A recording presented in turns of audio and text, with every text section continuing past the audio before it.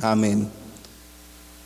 Con el gozo del Señor, entonces, vamos a ir a Marcos capítulo 5, versículo 21.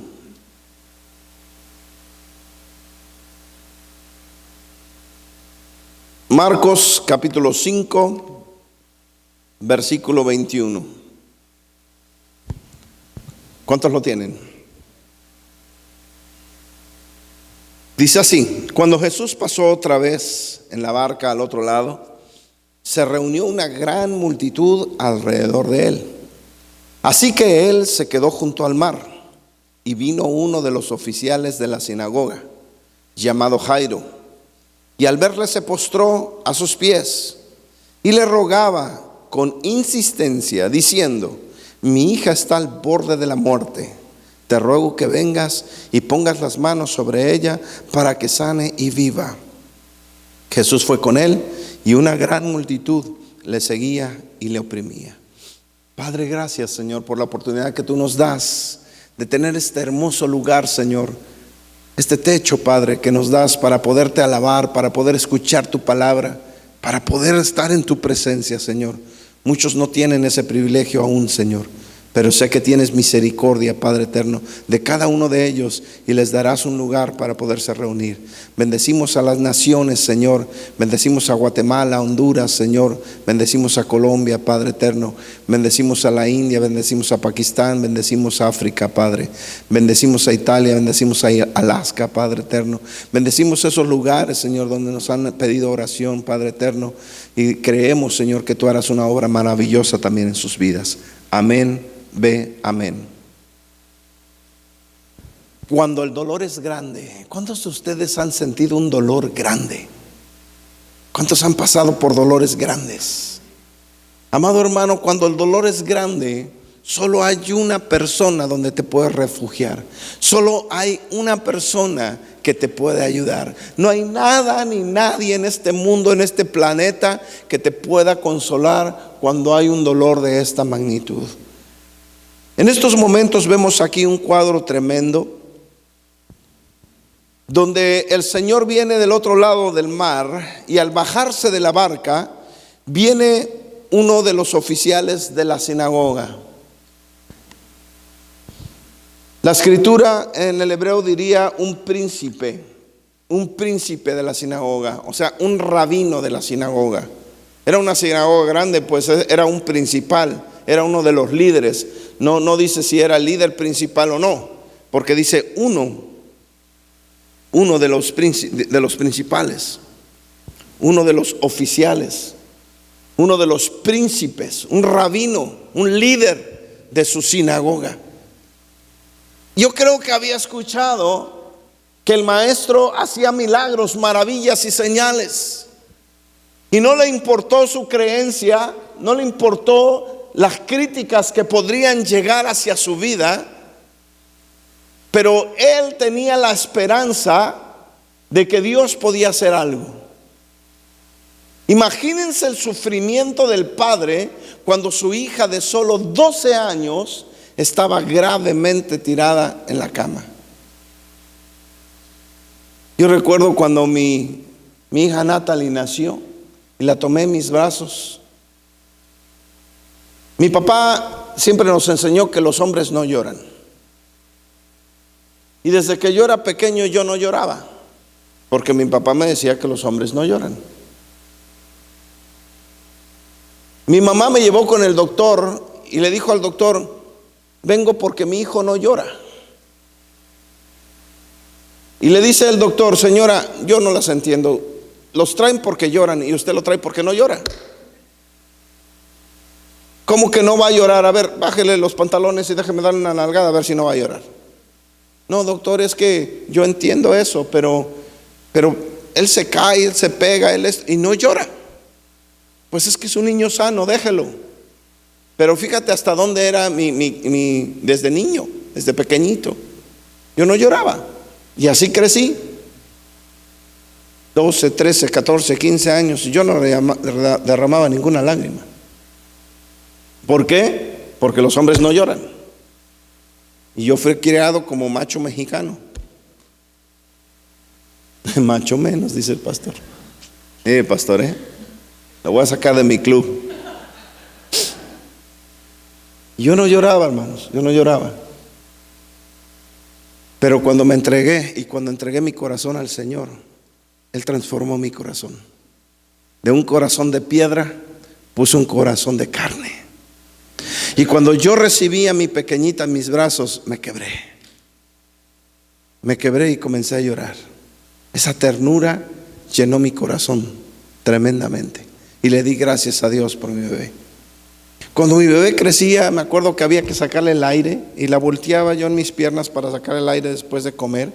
Y ver ese montoncito ahí pequeñito de carne, me quebraba y comenzaba a llorar. Podía sentir esa ternura en mi corazón. ¿Cuántos han sentido esos corazones? Yo no sé si tú algún día has sentido eso con tus hijos, pero yo sentía esa ternurita allí. Y mi hija crecía y siempre lloraba. Se caía y se pegaba y me ponía a llorar. Y me convertía en un llorón por amor a mi pequeñita. De verdad, no quería que le pasara nada. Quería tenerla, yo no quería una pecera ahí, ¿verdad? De cristal para que no le pasara nada. ¿Cuántos les pasó eso? Sean sinceros. Que no quieres que nada le pase a tus hijos, ¿no? Pues crecen.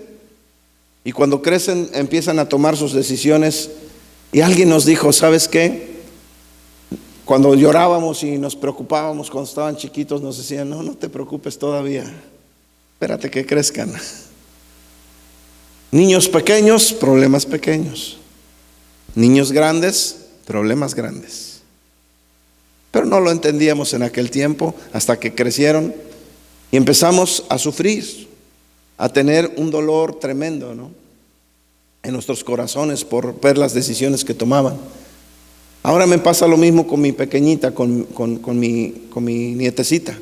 Mi nieta es muy cariñosa. Yo nunca había conocido a una niña de 1 año cariñosa, ¿no? Normalmente los niños de 1 año quieren que tú o reciben el cariño de los padres, pero difícilmente te demuestran un cariño. Y la niña es muy cariñosa, te acaricia o si te acercas a ella se recarga en ti. Yo nunca había visto una niña de 1 año recargarse en ti, así como diciéndote te amo. Nunca había visto eso, ¿no?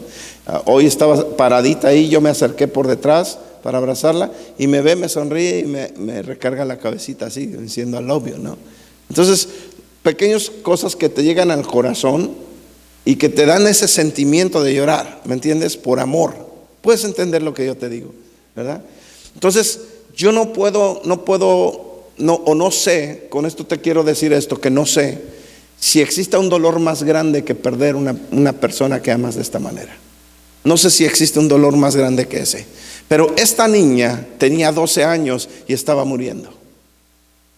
No puedo comprender y no puedo entender el dolor que podría sentir Jairo pensando en que su hija podría morir. No sé hasta dónde tú podrías llegar a hacer algo que tal vez esté en contra de tu forma de pensar, pero si estaba viendo él que el Señor al cual llamaban el Mesías hacía milagros, hacía señales, hacía maravillas, y él decía, ¿cómo voy a ir a él? ¿Qué van a pensar los de mi sinagoga? Tal vez me expulsen de la sinagoga, me van a llamar hereje por ir en pos de aquel que se dice el Mesías cuando nosotros no creemos en él, pero dicen que puede sanar a mi hija. Yo quiero ir y pedirle. Y cuando llegó a él había una gran multitud, pero como había una gran multitud, cuando el Señor se bajó, dice que se quedó junto al mar para que no lo apretaran. Su intención de él no era caminar en la multitud, no, él se quedó en el mar, dijo, no, aquí me quedo, desde aquí les enseño hasta que se vayan. Esa era la intención del Señor. Pero llega Jairo y se postra a sus pies en reverencia. Y cuando se postra a sus pies, le suplica, dice aquí la escritura, que le rogaba. Imagínate, amado hermano, la desesperación que un padre de familia tenía. Dejó a su hija enferma en la cama por ir a buscar al Mesías de Israel. Yo no sé cuántos de ustedes han agotado todos los recursos buscando aliviar el dolor en el corazón, y no los vas a encontrar nunca en ningún lado más que en Él. Él sabía, tal vez agotó todos los recursos porque era un principal en la sinagoga, tal vez agotó todos los recursos que él podía tener a su alcance para que su hija sanara, y ¿sabes qué? No logró nada. Y él dijo: dejo todo, pero lo tengo que ir a buscar a Él. Es mi única esperanza. Y lamentablemente así somos. Cuando pasa algo, empezamos a buscar todos los recursos del mundo, menos aquel que es el que tiene la respuesta. No, hay que ir primero a Él. Primero a Él. Pero este hombre bueno fue a Él, dijo: quizás pueda ayudarme. Se postró y le rogó con insistencia, le rogaba con insistencia diciendo: mi hija está al borde de la muerte, te ruego por favor. Imagínate, yo me imagino a Jairo ahí desesperado. Ven y pon las manos sobre ella para que sane y viva. Y el Señor entonces fue con él, atravesó la multitud. Es cuando la multitud lo empezó a golpear, empezó a apretarlo. ¿Recuerdas? Todos querían tocarlo. Es cuando la mujer de flujo fue y le tocó la punta del talit, del tzitzit, perdón. Yo te he enseñado eso, no era el borde de su manto, sino la punta del tzitzit. ¿Cómo se acuerdan de eso? Es cuando fue y tocó y prometió, se comprometió a obedecer al Señor, y en esos momentos fue salva. Y como fue salva, fue sanada. ¿Te recuerdas? Pero él iba caminando directo a la casa de Jairo. Qué tremenda desesperación y qué tremendo dolor. Y al ver que el Señor iba, yo me imagino ya con un semblante diferente diciendo: hay una esperanza, Él puede sanar a mi hija. Yo no sé qué correría en tu mente o qué pasaría en tu mente si tú fueras Jairo y diciendo: el Señor va conmigo, el Señor está caminando conmigo y tengo una esperanza. Amado hermano, yo no sé, pero si yo fuera Jairo, yo no me despegaría a partir de ahí del Señor, jamás. Yo lo hubiera seguido ahí, igual que sus discípulos, ¿no? A donde quiera que él iba. ¿Por qué? Porque tenía una esperanza de que él pudiera sanar a mi hija. ¿Y a cuántos no sanó el Señor? Él pudo haber sido el hombre más rico de su tiempo, ¿sabías eso? ¿Quién no le daría todo lo que poseía y tenía porque viera a sus hijos sanos, o a su pareja, a su familia? ¿Me explico? Pero Él vino aquí a dar su vida por ti y por mí, en lugar de ganar algo en este mundo, en esta tierra. En el versículo 35 vemos que dice: mientras estaba todavía hablando, o sea, él estaba hablando con él, Jairo estaba rogándole a él, y entonces vinieron de la casa del oficial de la sinagoga diciendo: tu hija ha muerto. ¿Para qué molestas aún al maestro? Ya deja de rogarle, ya murió.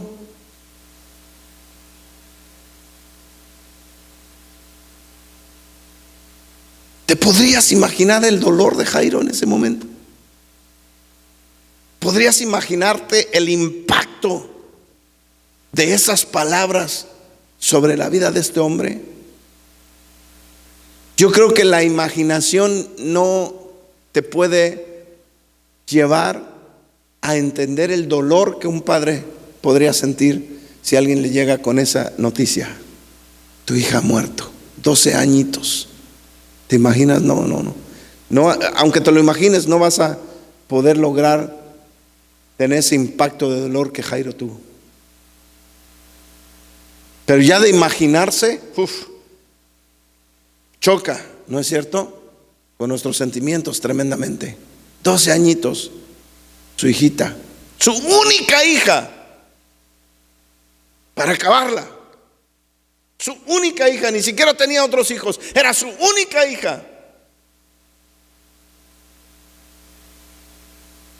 Se humilló a sí mismo y no le importó nada para ir a postrarse ante nuestro Señor pidiéndole ayuda, quizás perdiéndolo todo. Y de repente le llegan y le dicen: se murió. Qué impactante, ¿no? Para este hombre poder recibir esa noticia. Pero ¿sabes qué? Inmediatamente el Señor volteó a él y le dijo: no temas. Imagínate el temor que él sintió en esos momentos cuando recibió esa noticia. Y nuestro Señor sabía qué sentimientos tenía Jairo, pero lo volteó a ver y le dijo: no temas. Recibe esas palabras de Yeshua HaMashiach, nuestro Señor y nuestro Redentor. Recíbelas. No importa lo que estés pasando, no importa cuál sea tu dolor, Él te dice: no temas, no temas. Y esas palabras de no temas deben de confortarte y deben de hacerte entender que no estás solo en tu dolor, no estás solo en lo que estás pasando. Porque yo entiendo que estás pasando sufrimientos. Hoy día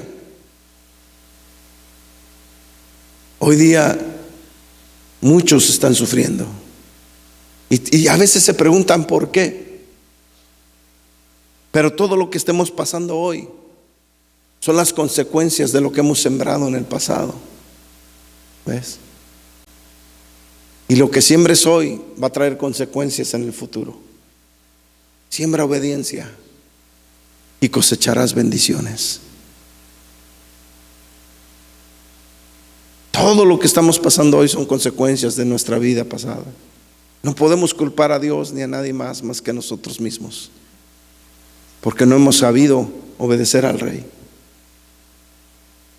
No nos queda más que levantarnos y decir: Señor, aquí estoy y ahora quiero caminar contigo. Ya no quiero caminar sin ti. Ahora quiero seguir tus pasos. Guíame, y todo lo que hago, Padre eterno, tiene que ser bajo tu preciosa voluntad. Ya no hagas nada fuera de Él. Ya no tomes decisiones fuera de Él. Ya no tomes decisiones sin consejería. Todo lo que hagas, tráelo a Él. Y Él te va a guiar por el buen camino. Y vas a sembrar para tu futuro bendición tras bendición. ¿Cuántos quieren eso? No temas, le dice: cree solamente. Cree solamente. Tal vez Jairo dijo: ¿Cómo le hago? Y ya cuando llegó a su casa, no permitió que nadie fuera con él, sino solo Pedro, Jacobo y Juan, el hermano de Jacobo. Yo siempre les he dicho cómo el Señor seleccionaba a sus discípulos para cosas interesantes. Acuérdense que Él tenía como 70 discípulos, pero de esos 70 escogió a 12 para otras tareas. Y andaba con ellos y les mostraba muchas cosas a esos 12 más que a los 70. Pero de esos 12 escogió a 3. Y a esos 3 les enseñaba cosas que a los otros no podían enseñarles, como el día de la transfiguración, como este milagro tan tremendo de una niña muerta. Solo entró Pedro, Jacobo y Juan, el hermano de Jacobo, y sus padres. Cuando el Señor llegó allí, ya estaba muerta. Es bien curioso porque no quiero dejar pasar este versículo sin enseñarles algo importante. Y es en el versículo 37. En el versículo 37 nos dice que el Señor detuvo a la multitud y no dejó que nadie fuera con él, excepto Santiago y Juan, el hermano de Santiago. Esta es la versión internacional. ¿Por qué te menciono esto? Porque el nombre del hermano del Señor era Jacob. Di conmigo: Jacob. Lamentablemente, ese nombre fue cambiado para conveniencia de los traductores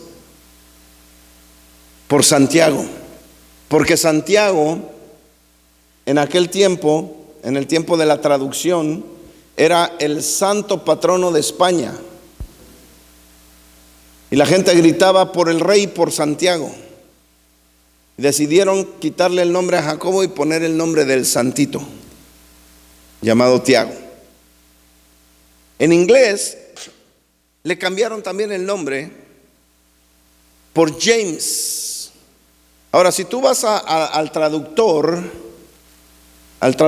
y tú pones James, tú pones Jaime, perdón, en español, te lo va a traducir como James. ¿Ves? Porque James en español es Jaime, ahí va a estar difícil que lo traduzca el pastor Víctor. Pero di Jaime en español, pastor, porque así es. James significa Jaime en español. ¿Ves? A los Jaimes se les dice James en inglés. Pero el nombre no era Jaime ni Santiago, sino era Jacobo y Jacob en hebreo. ¿Ves? Ese era su verdadero nombre. Incluso Jacob escribió un libro. Sin embargo, el traductor le cambió el nombre en inglés por James y en español por Santiago. El libro de Santiago, santo católico. ¿Ven? ¿Y por qué lo hicieron así? Bueno, por Santiago ya se los comenté, pero por James en honor al rey James Charles Stuart, sexto y primero, así le decían, era el sexto y el primero, conocido como el rey sexto y el rey primero. En 1611, cuando se lanzó la primera edición de la King James, el libro de Jacob, llamado Santiago en español, fue puesto con el nombre de Jaime en inglés, de James. Así es que en las Biblias en inglés, si tú abres la Biblia, va a decir James. Si tú hablas en español, va a decir Santiago. Pero si tú abres una Biblia hebraica, va a decir Jacob. Porque ese es el nombre correcto. ¿Ves? Pero lo cambiaron. Esos cambios tremendos que han hecho para sus propios beneficios. Pero regresemos aquí. Regresemos a la historia de Jairo y su hija. Cuando fueron a la casa del oficial de la sinagoga, Jesús vio el alboroto y a los que lloraban y se lamentaban mucho. ¿Cómo no se van a lamentar mucho? Y entrando les dijo: ¿por qué hacen el alboroto y lloran? La niña no ha muerto, sino que está dormida. Y se burlaban de él, pero los echó fuera a todos. Imagínate, amado hermano, ya la niña había muerto. Yo no sé cuánto caminaron, me faltó investigar tal vez eso, cuánto caminaron desde el mar hasta la casa de Jairo. Pero imagínate la gente llorando, los familiares llorando, la madre llorando, el dolor tan tremendo que estaban sintiendo porque la niña de 12 años había muerto. Y les llega el Señor y los reprende diciendo: ¿por qué tanto alboroto? La niña no ha muerto. Pero la gente se burlaba de él. Tal vez los que estaban dando fe de que ya estaba muerta, el que dijo ya está muerta, se burlaba de nuestro Señor, diciendo: ¿este qué? ¿Cómo sabe que no ha muerto si apenas va llegando, no le ha tocado siquiera? Sin embargo, no dejó que entraran. Echó fuera a todos: sálganse todos, fuera de la casa. Pero tomó consigo al padre y a la madre de la niña y a los que estaban con él, que eran Jacob, Kefas y Johanán.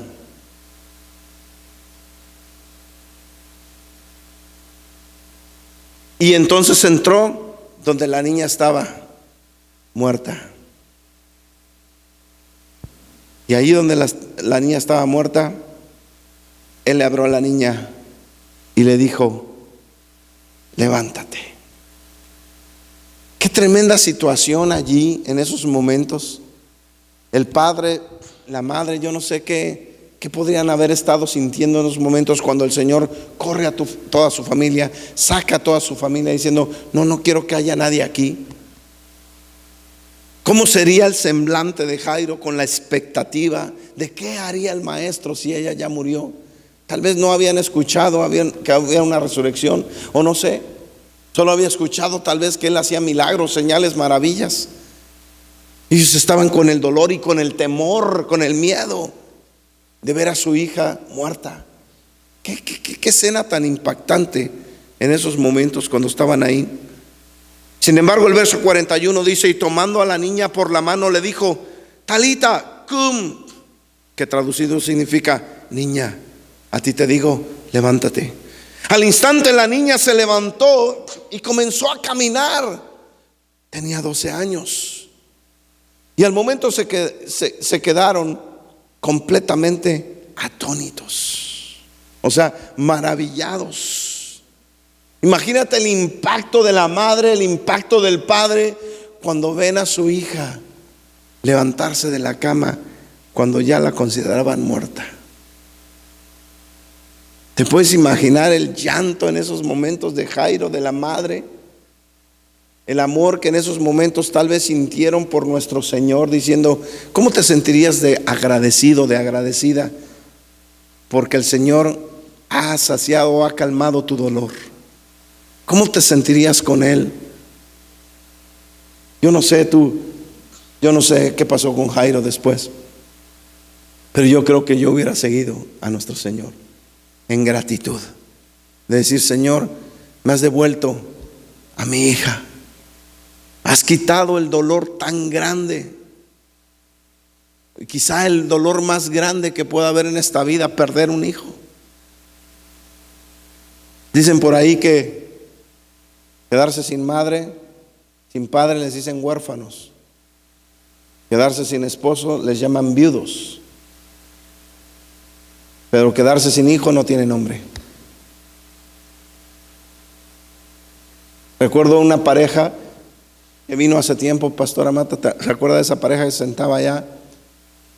Ellos tenían una hija de 5 añitos. Y estaban en la Portland Road, estaban parados, y ahí pasó un amigo y les dijo: súbanse. Oye, pero no cabemos todos, solo había asiento para 2 y eran 3. Y iban bien cerquita. Vamos aquí cerquita. Pues se le hizo fácil poner la niña en las piernas y sujetarla ahí en sus piernas. ¿Por qué a los hispanos se nos hace todo fácil? Porque así somos, ¿verdad? De mediocres a veces. De verdad, hacemos las cosas como sin pensar, ahí se va, de aquí a ahí. Somos así, muy valegorro, ¿no? No importa. Y la sentó en sus piernas.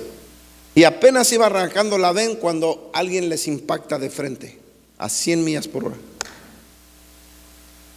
Iba tomado el Señor. Y la única que murió fue la niña, la única. Todos quedaron vivos, dañados y todos lastimados, pero todos vivos. Pero la única que murió fue la niña de 5 años. Me acuerdo cuando yo los atendí ahí, su hija acababa de morir. Y la mujer gritaba y decía: ¿por qué? ¿Por qué Dios permite eso? ¿Te imaginas el dolor de esos padres de perder su pequeñita de 5 años? ¿Te puedes imaginar eso? Para esa situación solo alguien te puede consolar, y es Él, nadie más. Si no te refugias en Él, si yo no me refugiara en Él, yo me muero. Mi hija vive, mi hija no murió, pero espiritualmente sí. Espiritualmente mi hija había muerto. Y cuando yo lo supe del dolor, me fui al hospital del dolor de apéndice, ¿se acuerdan? Del dolor espiritual vino a repercutir en el dolor del apéndice, me fui al hospital.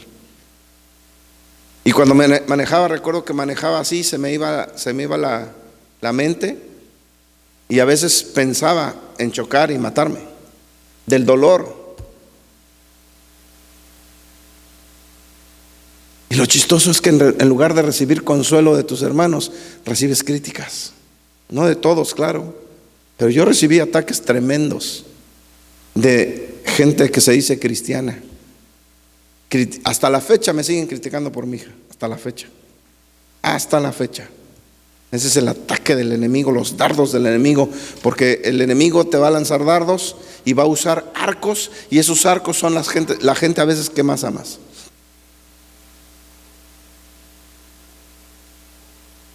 Pero después mi hija se arrepintió, regresó a casa y dijo: papá, quiero hacer las cosas correctas, quiero hacer las cosas bien, ya no quiero seguir así.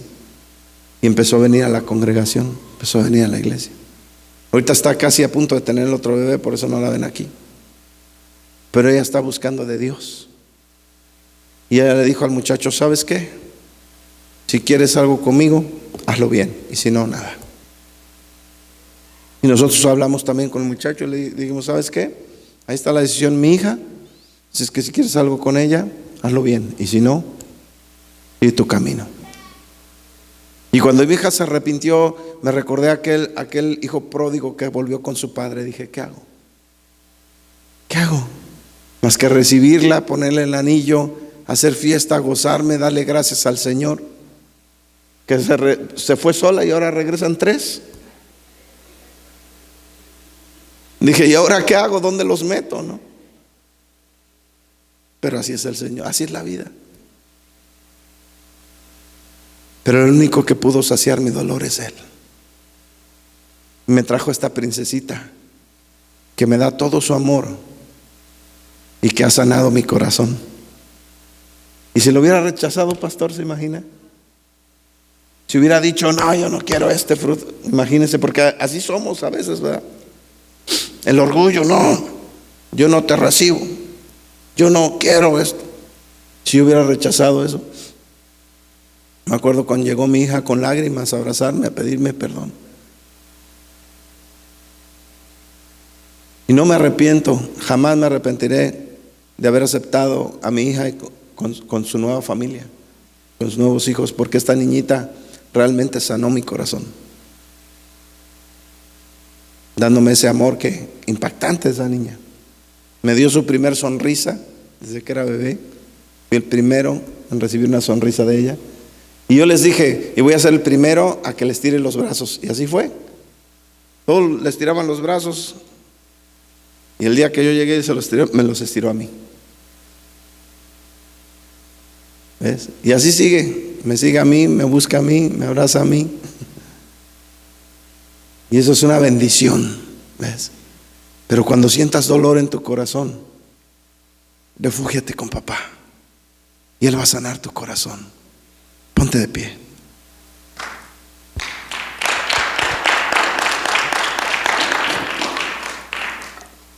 Cierra tus ojos un momento.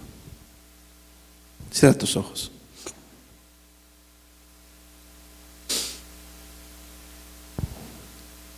Yo quiero que te pongas a pensar.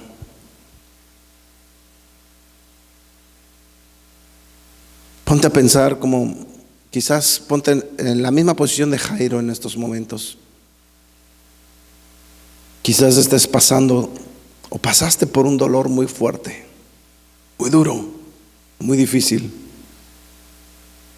Quizás te refugiaste o quizás te tengas que refugiar en el Maestro, como lo hizo Jairo. Y yo quiero que en estos momentos, con ese dolor que tienes o tenías, levantes tus manos al Señor. Hay un canto que dice: levanto mis manos, aunque no tenga fuerzas. Y no está hablando de la fuerza física. No está hablando de la fuerza física. Pero hay veces que cuando el dolor es tan grande, no tienes fuerzas espirituales de levantar tus manos. Levanto mis manos, aunque tenga 1000 problemas. Cuando levanto mis manos, mis cargas se van. Nuevas fuerzas tú me das. Cuando levanto mis manos, comienzo a sentir el fuego. Cuando levanto mis manos, mis cargas se van. Nuevas fuerzas tú me das. Todo esto es posible. Todo esto es posible cuando levanto mis manos. Padre, hoy levantamos nuestras manos. Toma nuestro dolor en tus manos, Señor. Cualquier dolor que hayamos sentido, Padre eterno, y que hayan quedado heridas en nuestros corazones, cualquier dolor que estemos sintiendo en estos momentos, yo te pido que tú lo sanes, Padre eterno. Sana mis heridas, papá. Sana mi corazón. Y hoy con mis manos levantados, yo te pido que me perdones, Padre, si yo he causado esto, si fue mi culpa, si lo que yo sembré tuvo repercusiones y por eso sufrí o estoy sufriendo y han tenido herida mi corazón. Perdóname, Señor.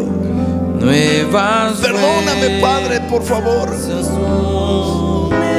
Ayúdame a restaurar mi alma, mi corazón. Ayuda a restaurar mi vida, papá. Deja que limpie tu vida. Mis manos. Y si ya le pediste perdón a Dios, te voy a pedir que le pidas perdón a tu pareja y dile, ¿sabes qué?